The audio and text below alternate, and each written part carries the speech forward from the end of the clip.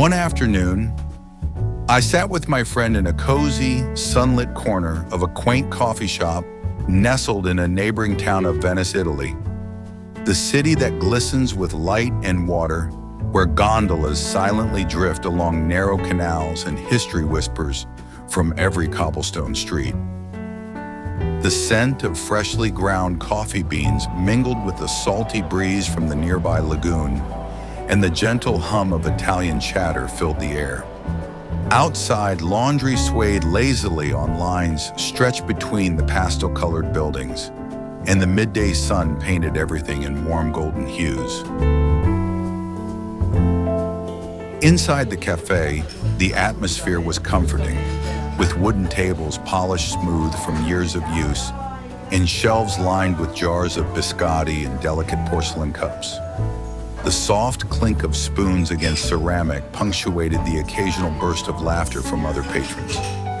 My friend and I sat across from each other, savoring our cappuccinos, the foam perfectly dusted with cocoa powder. As we enjoyed our coffee, the door opened with a gentle creak and a man entered. He was middle-aged, with salt and pepper hair and a quiet air of confidence. His tailored jacket and polished shoes hinted at someone accustomed to finer things, yet his demeanor was humble.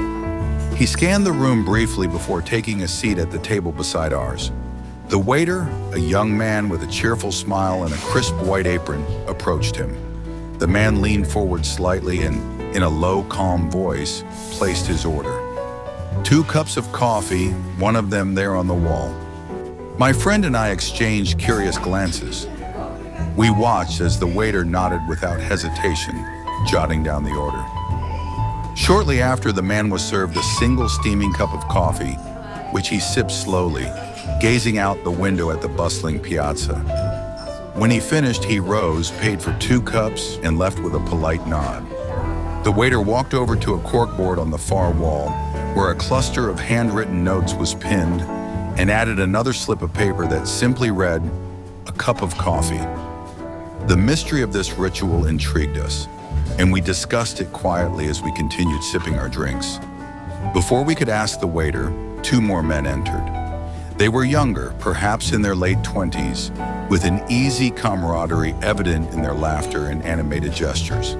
They approached the counter and ordered 3 cups of coffee, specifying 2 for us, 1 on the wall. Like before, the waiter served them 2 cups and pinned another note to the board after they paid for 3.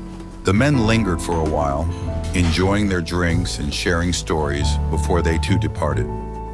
The ritual repeated itself, and with each note pinned to the wall, our curiosity deepened. Yet no one seemed to question or even remark on it. It was simply part of the rhythm of the cafe. A few days later, we found ourselves back at the same cafe, drawn by its charm and the lingering questions about the wall of coffee. The same warm atmosphere greeted us, and we settled into our favorite corner table. As we enjoyed our espresso, the door opened again, this time admitting an older man. His clothes were worn but clean, and his weathered face bore the lines of someone who had seen both hardship and resilience. He walked with quiet dignity, his eyes scanning the corkboard on the wall before he approached the counter. In a soft voice, he said, "1 cup of coffee from the wall, please." The waiter smiled warmly, as if greeting an old friend, and nodded. He prepared the coffee with the same care and respect as he did for every customer. The man took a seat near the window, cradling the cup in his hand as he sipped it slowly, savoring every drop. When he finished, he stood, offered a heartfelt grazie, and left without paying. We sat in awe, watching as the waiter walked over to the wall and removed one of the notes, crumpling it gently before tossing it into the trash bin. At that moment, the purpose of the wall became clear. It was a quiet system of generosity, a way for the fortunate to extend kindness to those in need without fanfare or judgment. The simplicity and beauty of this act moved us deeply.